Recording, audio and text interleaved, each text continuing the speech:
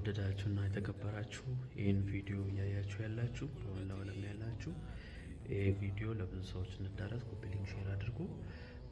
ዛሬ የመጣሁበት ምክንያት ወደ እናንተ ላመሰግን ነው። የመጀመሪያው እግዚአብሔር እናመሰግናለሁ ሳውዝ አፍሪካ በነበረው ነገር ላይ ጌታ ስለደረሰልን ጣልቃ ስለገባ፣ በመቀጠል ደግሞ በመላው ሀገር የምትኖሩ ኢትዮጵያውያን እና ኤርትራውያን የእናንተ ጸሎት ታድጎናል። እግዚአብሔር ቃል ስናገር የጻድቅ ሰው ጸሎት በስራዋ እጅግ ኃይልን ታደርጋለች የሚል ቃል አለና የእግዚአብሔር ስም የተባረከ ነው። ተባረኩ። በጣም እናመሰግናለን። ሰላም ሆነናል ሳውዝ አፍሪካ ያለን እና ጌታ እግዚአብሔር እናንተንም ይጠብቃችሁ፣ ልመናችሁን ጨዋታችሁን ይስማላችሁ። ተባረኩ። በጣም እናመሰግናለን ለማለት ነው። መልካም ቀን። ኮፒ ሊንክ ሼር አድርጉ።